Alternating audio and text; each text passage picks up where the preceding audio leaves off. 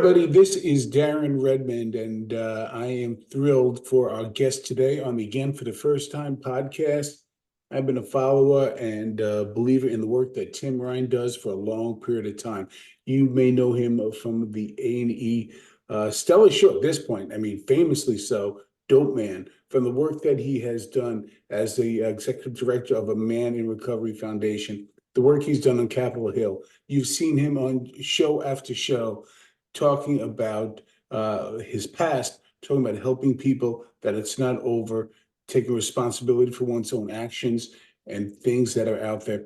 Tim Ryan, it is a pleasure to be here with you today. Thanks, Darren. I appreciate being here, brother. Well, thank you very much indeed. There was just the State of the Union, and I try to stay out of politics, but what would you say right now? Because you see so many camps, the harm reduction, no harm reduction. There's blaming this, blaming that. Where are we today in specifically in this country in substance abuse, substance use recovery? We are in the worst spot I've ever seen. You know, you mentioned the State of the Union. I was a guest of the 2016 State of the Union address with Barack Obama. I think he talked about the opiate pandemic for about 2 minutes. When Trump was in office, he talked to about 3 minutes.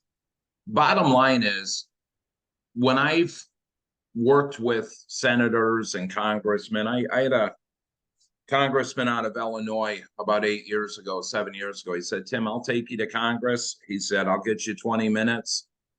When you're done, they'll give you a standing ovation. You'll walk out of the room and they'll be right back to their own agenda. The problem is we have politicians trying to make decisions on substance abuse and mental health, and 99% of them have no clue about it. Randy Grimes, who's a former professional football player with the Buccaneers for 10 years, and myself were doing a speaking event in Illinois about 6 years ago. My wife and I were just back in the same community last week. And at the time, the lieutenant governor, here's the way these politicians think. The lieutenant governor got up and spoke, and she said, you know, we're on the cutting edge of the opiate pandemic. Illinois has a $58 million budget. We're getting Narcan everywhere, and we're opening methadone clinics in the rural community. Then Randy spoke, and I got up to speak, and I said, Lieutenant Governor, I appreciate everything. I'm going to say some things that are probably going to upset you, but don't take them personally. But I told her, I said, you're one of the most uneducated people I know about the opiate pandemic. I said, you have a $58 million budget in a statewide coalition. How many people in long-term recovery are on that coalition? Zero. So you have politicians making decisions on what to do, and they're clueless. It's like me trying to go run a commodities exchange. My father was a commodities broker. I know absolutely nothing about it, so my dad wouldn't empower me to do it. Then she says, we're going to get Narcan everywhere. And I said, ma'am, Narcan already is everywhere. You can go into any Walgreens, CVS, buy it across the counter, insurance, cash pay. Tons of nonprofits are giving it away. I said, that's failure number 2. I said, now you want to open methadone clinics in the rural communities. I said, let me ask you a question. Johnny gets on methadone, he gets up to 100 milligrams and he wants to get off. What are you going to do? She goes, oh, well, we'll send him to detox. I said, failure number 3, because nowhere in the state of Illinois will they detox you off methadone unless you're at about 25 milligrams or less. And 99% of the people that go to a methadone clinic have no insurance. They don't have state insurance. So they're never going to be able to detox. And if they do get on state insurance, it's about a 6-month wait. That's your solution, another utter failure. And she goes, well, what would you do? And I said, I'd take a bunch of those millions, and in Northern Illinois, I'd open a 100-bed inpatient detox residential program with a wraparound 300 to 400-bed male, female, long-term. Year-long structured sober living, integrating into jobs, into life. And I put one in Central Illinois and Southern Illinois. I said, there's your solution. Never got a phone call, never heard from her again. I mean, that's one of our major issues. How does that not make sense? It totally makes sense. I mean, I live between, Florida and California now, and California is a complete wasteland. I was up Been in there San 16 Fran. years. Been lived there Yeah, I 16 mean, I years. was Don't up even hear in me. the Tenderloin district 6 months ago, hunting to a boyfriend and a girlfriend down to do an intervention. And once I got them, of course, they're smoking meth. So they, within 3 to 4 hours, they'll start getting sick. So they had to keep doing drugs until I could get the female into this program and the kid into this one. And I asked him, I said, tell me what you do. And he took me and he said, here's where I go shoplift every morning. And he said, California could care less. I can steal whatever I want. If they catch me, they write me a ticket. It's a He buffet said, then line. I It's a go, buffet line. They yeah, just he take goes, what you here I want. go to these people. They buy all the stolen goods. And then I go to these people and they sell us all our drugs. I mean, California, you can have up to 5 grams of heroin or cocaine and it's a ticket. You can shoot heroin. You can smoke meth on the sidewalk. Governor Newsom is a complete idiot. And I'll tell that to the man's friggin' face. But we don't have people invested in this. The cartels are flooding the borders. Opiate overdoses are at an all-time high. There's no more heroin. It's all fentanyl. Fentanyl is in all the illegal pills on the streets. Mhm. And I got to be honest with you. I think they could be doing this on purpose. The amount of fentanyl they're letting across the border, the open borders, it's like population control. I don't know what the heck's going on, but I've never seen anything like this. And the mental health crisis is blown through the roof. In the past 5 weeks, my wife and I have done 6 interventions, all females, 40 and older, all severe mental health plus substance abuse. So what people don't understand on the treatment side, there's 35,000 treatment centers in the United States. About 15,000 are for profit, the rest are nonprofit, faith based.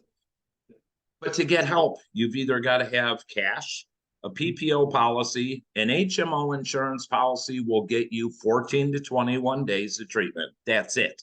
So you take a hardcore fentanyl addict, it's going to take them 10 days to 2 weeks to just start getting clarity. And then you're going to kick them out the door a week later. We are setting people up to fail in everybody: substance abuse, alcoholism, drug addiction, mental health, and trauma. A majority of the places don't work with all three. So people are left to their own devices. Oh yeah, I mean, oh, absolutely. There's so much to unpack there. First of all, those that try to separate, and I understand attacking one thing, then attacking the other, but separate trauma from addiction. I mean, there is just this interwoven, and back to what you said, people who've been through it need to understand that be part of this. You can't legislate it away. You know, my original background before I got into education and got into helping with addiction and such was I played college football, I coached college football. And we used to have a term that's an APP, all practice player, good in the gym, shitty on the field. You Yep. know, and so you know exactly what I'm talking about. Uh, and unfortunately, we have some of these people, and I'll put it in quotes, well meaning, who are really just hurting people. I don't want to say killing people, but that is the unfortunate outcome many times when they wait too long, or they just think that they can do this and educate away or throw some money that just goes into a pit. I don't know if you ever seen the movie Body Brokers. I truly feel Sure. one of the best. And John Schwab and Jeremy Rosen, you know, truth be told, have become friends because I think what that movie is tremendous. I mean, there's some really good and wonderful rehabilitation centers out there. And then, like anything else, there's good people in the world, bad people in the world. There's some string for profit, get out, get them addicted again, bring them back. Yep. You Yeah. know, I'm very selective. I have scoured the country because I ran a Man in Recovery Foundation for 7 years. I dissolved that. I'm now on the board of directors of Pain Not Profit out of Fresno, and I'm also on the board of directors of Rock to Recovery. But everything is just complete nonsense. Let's talk Mhm. harm reduction. So 20 years ago, I was buying my heroin from a big wig with the Maniac Latin Disciple Street Gang in Chicago, and his wife was an addict, and he was, and we would go to the Chicago Recovery Alliance truck and get clean needles, and and cookers and all that, but that was about it. And I always used clean needles and we could return them. But the way harm reduction has come now, this insanity that we're going to give people tinfoil in a straw to smoke fentanyl. We want to open up safe injection sites. Are you people morons? And what they don't understand, that little girl that's 20 years old that comes to that safe injection site so she can smoke or shoot up safely, then gets to go out and sell her body another 10 times to come back and experience more trauma. This is a total failure. You know, I'm sick and tired of people putting a Band-Aid on a bullet wound. Why are we trying to baby an addict? You baby them, you're going to bury them. How about people get clean and sober, you know, without anything? When I first got on Suboxone, my drug dealer took me to the methadone clinic in Chicago. And he said, Timmy, you see that door, go through there. And I said, what is it? He said, it's a methadone clinic. He said, I'm a drug dealer, but you're my friend and you're going to die because you're buying too much. So I got on methadone and I became a slave to that. I had to go to the clinic every day and it was an hour commute each way. Well, I got up to about 85 milligrams and got really angry. And I asked the doctor, how do I get off it? He goes, well, you just need to up your dose more because they try to keep you hooked to keep the cash going. I ended up having to go back to shooting heroin to get off methadone. Methadone is probably one of the most difficult drugs to get off of. I had a lady at 275 milligrams that was on it for 25 years. She spent 2 years in a medical detox weaning off of that. 2 years. People don't realize that, methadone was used by Adolf Hitler to give the troops for pain. And of course, they gave amphetamines as well. But everyone's dying. This isn't helping people. If LA, Mayor Bass in Los Angeles, we're getting more people off the streets. We're putting them into housing. So you're taking 90% of the people on the streets that have mental health and substance abuse issues, and you're putting them in housing by themselves so they can die. Why aren't we building peer-driven, long-term treatment programs that are 1 year to 2 years? The Healing Center in Louisville, Kentucky is a 9 to 12 month program. You go in, you puke in a bag, 12-step hardcore, integrate into life, and people are getting sober. But everybody wants a quick fix, and there is no quick fix. Well, and especially since, data shows us your first time through, you're going to get what, 7%, 11% recovery at best. For 125 years doing it the same way, we got to figure these things out. I mean, I talked to some wonderful people who have different versions of what they need to do. And the thing that frustrates me the most, Tim, is everybody who fires bullets at each other, verbal bullets, little verbal judo. Like maybe like a guy like David Postis, who's a friend of mine as well, who unfortunately is no longer with us, who wrote the wonderful book, The Weight of Air. He was an advocate of Suboxone. It worked for him. What's wrong with the fact that maybe it worked for him, but maybe it doesn't work for most people? It works for these people. Well, here's the deal. I met with one of the top psychiatrists in Chicago about 9 years ago, and he specialized in, Suboxone and harm reduction and all this. And I went and met with him, and he said, Tim, let me explain something to you. He said, there's 3 types of people. The people that will need Suboxone for detox only. He said, then there's the people that are the chronic relapsers that I might keep on it for a year, but they have to be seeing me weekly. They have to be seeing their therapist weekly, and they have to be living a 12-step or whatever type of recovery program and using no other mind-altering substances. He said, then I have about 3 to 5% of the people that will probably be on it the rest of their lives. Okay, that's cool. But what it's turned into now, especially with COVID, see, it was called medicated assisted treatment or therapy, not this BS that you can just get Suboxone sent to you and that's 100%. It. Where's the treatment? Where's the therapy? It's all BS. And, I'm the guy that went in 1990 was my first time in treatment. I went to the rooms of the 12-step, in and out. And I didn't get sober until I was 44 in a prison cell in a therapeutic community. And then I finally plugged into recovery. And the most important thing in my life today is recovery, God, my family, then work. I have a routine today. You know, I was sitting outside at 5 this morning. I pray. I do transcendental meditation for 20 minutes in the morning, 20 minutes in the Me too. afternoon. Yep. I do my daily readings. I do a detailed gratitude list. I share it with about 50 other men. I get theirs. I read theirs. I do an 8 a.m. meeting every day. And then I usually probably do 4 or 5 in-person meetings. I sponsor 5 guys. I have a sponsor. I have a grand sponsor. I talk to 10 people in recovery every day, and I call them to check in on them. I don't call them to whine. But you had said something else, because my ADD is all over the place, about trauma. People need to get educated. Have you heard of Dr. Gabor Mate? Sure. So, you know, I met Dr. Mate at a conference 2 years out of prison. I was working in treatment, and there's about 300 clinicians there. Maybe 5 of us weren't clinicians. And he asked a question. He said, how many people in the audience are adopted? And I put my hand up. There's about 20 of us. He said, do you realize you're 48,000 times more susceptible to become an alcoholic or drug addict just due to the abandonment issues? And Dr. Mate's take is, you can throw this choices and disease crap out the window.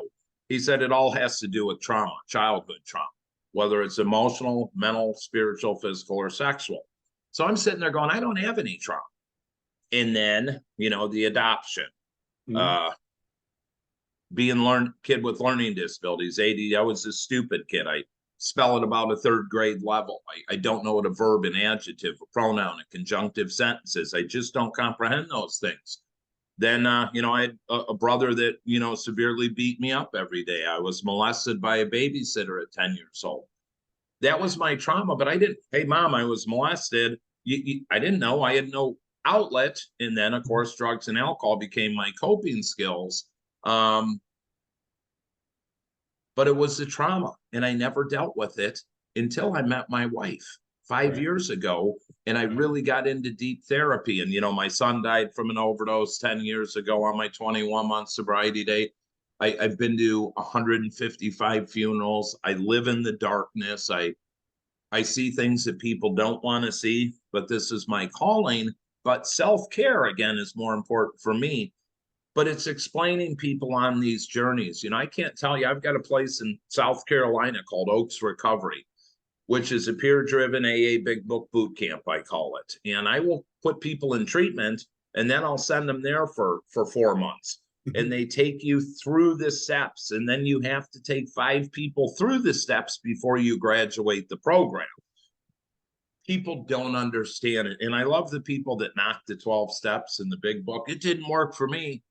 Well, of course it didn't. Did you get a sponsor? Did you actually work all the steps, and did you sponsor other people? No, of course it didn't work. But everybody wants to knock it, and everybody wants an easier, softer way. If I may stop you there, I am living proof of a father who went through 12 steps, and the last 34 years of his life, he was clean and sober and was able to help work the pilot 9/11 and do some things, all because of the 12-step program. Amen. I mean, my sponsor is 35 years sober. I won't mention his name because I don't want to break his anonymity, but he plays in a huge band and has never missed a meeting in 35 years. It travels the world. And when I met him about 3 years ago, I'm 11 years sober now, a little over 11 years, but about 3 years ago, after COVID and things, I got stagnant. And I was talking to a buddy of mine that's a comedian and an actor, and he was 6 months sober at the time. And he called me out and he said, Tim, I don't know what's going on with you, but you're angry, you're resentful. And I said, Jay, I'm having thoughts of killing myself. Never had that in my life, but I put my hand up, I asked for help. I got my new sponsor, and he said, look, Tim, what is your day like? He said, when's the last time you went through the steps? I said, it's been a while. So we went through that. I went through the steps 4 times in the past year. I did 2 20-week big book studies in 2 different groups. He said, how many sponsees do you have? I said, 1. He said, you're going to have 5. He said, how many commitments at meetings do you have? I said, 1. He said, you're going to have 3. He said, you're going to be at my house Thursday night. You're going to be at Bread and Roses every Saturday morning. He goes, you're going to do a gratitude list. And he goes, if you go one day without calling me, find a new sponsor. Because if you want what I have, you do what I do. And I needed that structure in my life, and everything shifted and changed. And I got into transdental and all these other things. But I only hang around people that live this program, because there's a lot of soul suckers. You know, you Oh, mentioned you mentioned body brokers. I remember when I stumbled into the industry, I knew nothing about this. I was in the technology space for 30 years as an executive recruiter. And when I started hearing about this and the unethics, and it just blew my doors off. And unfortunately, I had a client I sent to Florida, went through treatment, ended up in a sober living, and it was Kenny Chapman's, and she died there. And unfortunately, in her death, she was one of the ones instrumental in locking his ass up for 27 years. But there's no regulation. You look at California, there's 1,500 treatment centers in LA, San Francisco to San Diego. There's 2 centers I'll work with, maybe 3. That's it. Because it's not quality program. You know, just because you get a year sober doesn't mean you can open a treatment center. But that's what's happened. There's no regulation, and I'm all for people making money and making a living. 100%. But where do you draw the line? And, you know, are you giving back? And it's tough. But there's some really good programs out there, but there's some garbage programs too. You know, you mentioned, I just want to check back because I'm in the middle of reading a book that's about 10 years old now. I truly love what I hear in there. And, you know, some of the politics I don't agree with, some of it I do. And that to me is a good book, because I don't want to live in a funhouse mirror and just reflect back things I already know. I want to be, okay, just sharpen what I believe in. Maybe I learned something, maybe I don't. But you mentioned about adoption, for example, and I'm in chapter 23 of the book, The Realm of the Hungry Ghost. I don't know if you ever read it. Great book. I have that on my shelf. And yes, correct. And they talk about adoption. I got chills, like, because when you mentioned it, I was like, I finished reading that this morning when I saw your social media post, by the way. Boy, that's kind of great minds think alike, don't they? 100%. Do people realize how, and this is Darren Redmond's opinion, nobody else's, how awful the Sackler brothers are and how they created generational death with this opioid epidemic? Well, you know, I'll take it even back further. It's the Rockefellers that started all this nonsense. 100%. Rockefellers destroyed America. And people are too, unfortunately, ignorant to take the time to go back and really study history. And in 1920s is when things really changed. And the Rockefellers, with petroleum, started fueling the pharmaceutical industry. I was just on Twitter, and some idiot made a quote about, you know, if you don't vaccinate your children, you shouldn't be a parent. And I commented, I said, why don't you go back and research how many vaccines children were given in the early 70s and how many vaccines are given today? I mean, it's total insanity.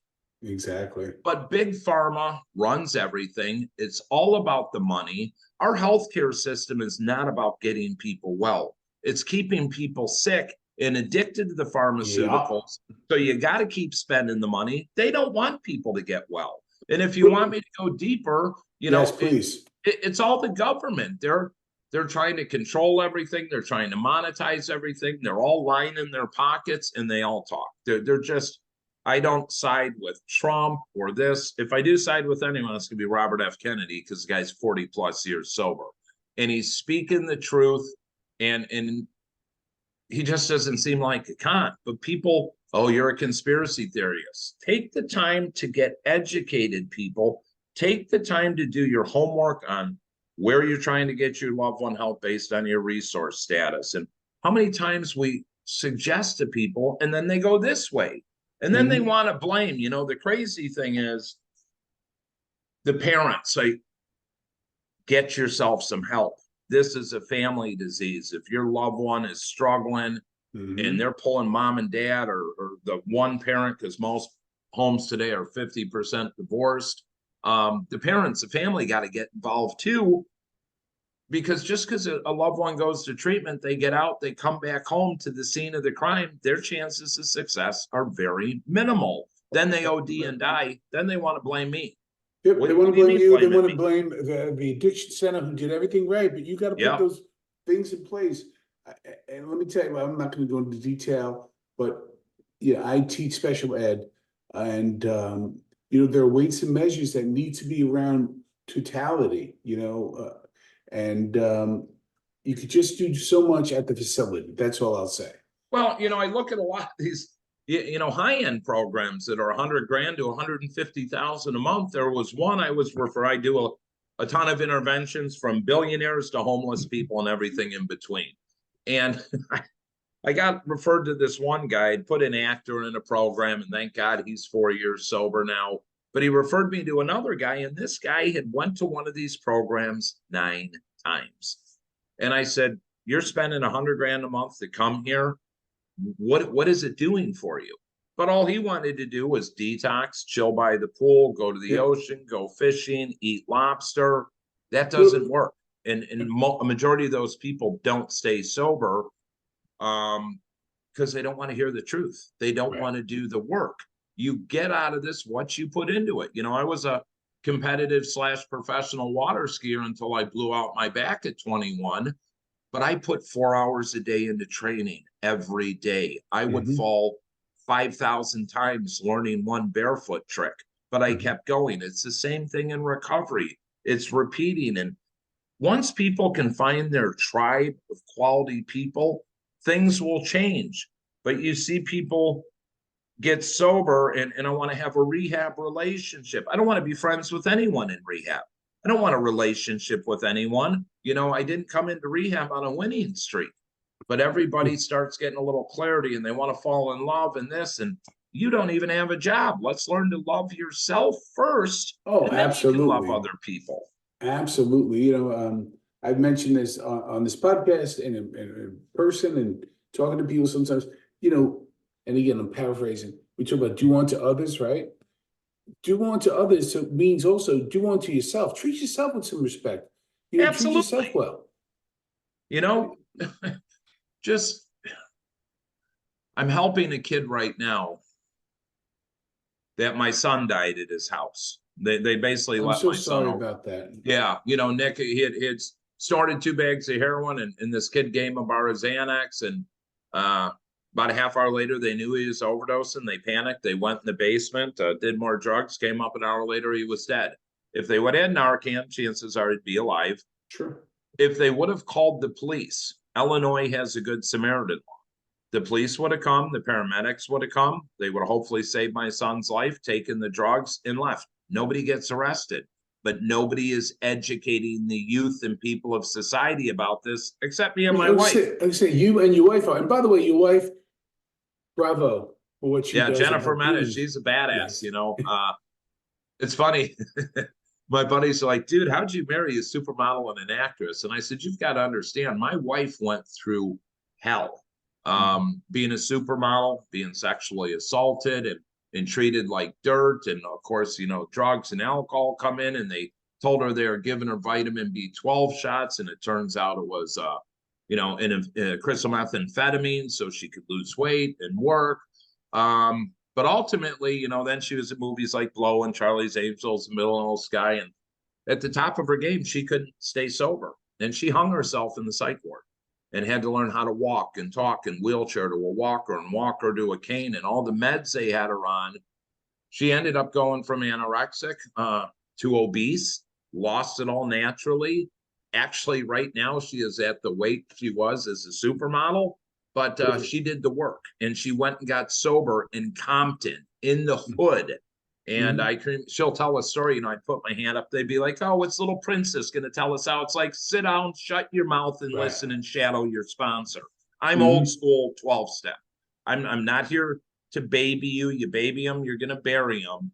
But, Jenny got out and Dr. Drew, who was her doctor in treatment, Right. brought her on to Sober House and she ran that, Celebrity Rehab and Real Housewives of Beverly Hills. But I wanted to partner with the female in long-term recovery to speak, to do interventions, because I was doing a lot of speaking events and I'd have females coming up to me and spewing all their trauma. And I'm like, I'm just a speaker.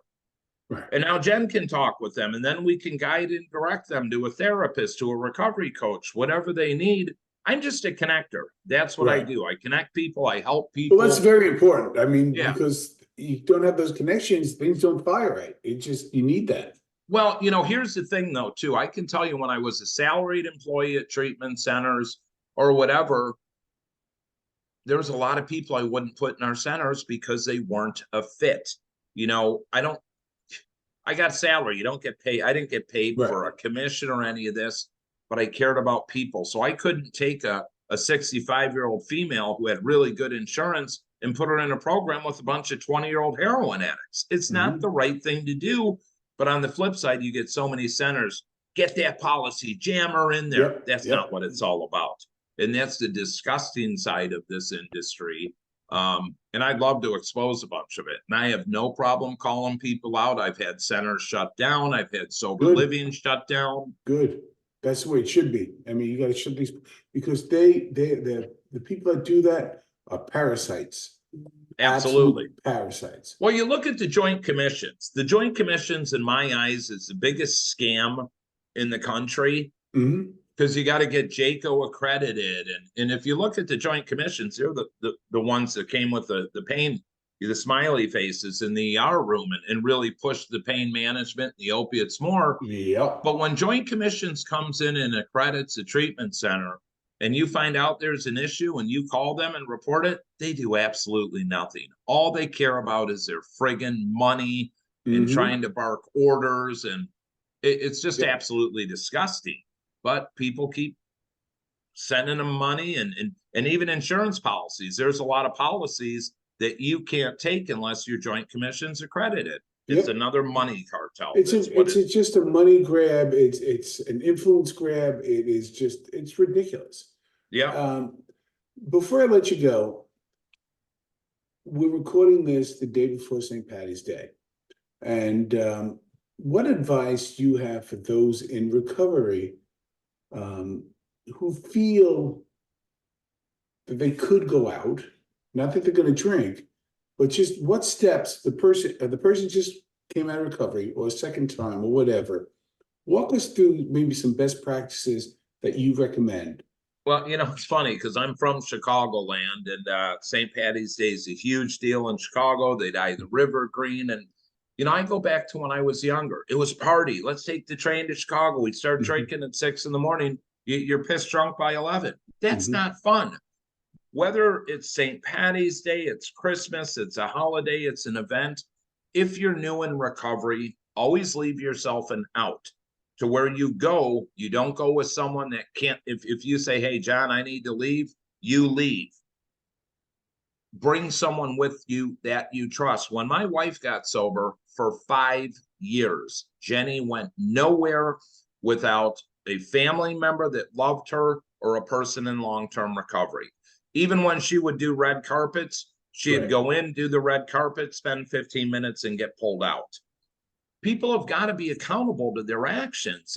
If I'm newly sober, I'm not going to concerts. I'm not going to do these things because I don't hang out at alcohol fueled events. It's just not my cup of tea. But people new in recovery, still want to associate with it. Take a couple friends with you. Have an out. Go enjoy yourself. People just, well, I'm not going to have any fun getting sober. I sit here every day and look at my life and say, how did I waste 28, 30 years of my life chasing a high, spending millions of dollars, causing everyone near and dear to me so much friggin' pain? I love my life today. I love my wife. I love God. I love my children. I love you. I've got the greatest Amen. life in the world because I get to control it and I'm higher powered. But don't set yourself up for failure. It's as Right. simple as that. Go out and enjoy yourself, but take your tribe with you. And if I can, not speaking for you, but just if you can amplify this. Also, do not be afraid just to say, I'm leaving. No need to explain yourself. Bingo. Go ahead. You If don't you can have to figure it out. justify yourself to anyone. That's the thing people do. And it's like, I think the hardest thing for people when they get sober is realizing 95% of the people they were hanging out with are not their friends. They don't have their best interest at heart. People hung out with me because I spent money on drugs, I partied, I was fun, I was outgoing, but in the end, I was all alone by myself, with myself, by myself, crying to myself. Get into recovery, find your tribe. 98% of the people I associate with are sober. I got 4 or 5 buddies from high school. That's it. Everybody else is in recovery. I just don't have time for it. No, So, yeah, don't set we, yourself up for failure. Hardest thing to do is put your hand up and ask for help, even in sobriety, but always leave yourself an out. I want to thank you so much for being my guest today. And I Absolutely, want to let Darren. you This was go. And, awesome. well, thank you so much, Tim. I mean, you was awesome for me. I feel privileged. All the best to you and to your wife and the work you do. And let's talk again down the road, please. I'd love to. We'll come back anytime. I'll bring Jenny next time, or you can have her on, okay? Thank you so much. Have a great day. You too, buddy. Thanks, Darren. Bye now.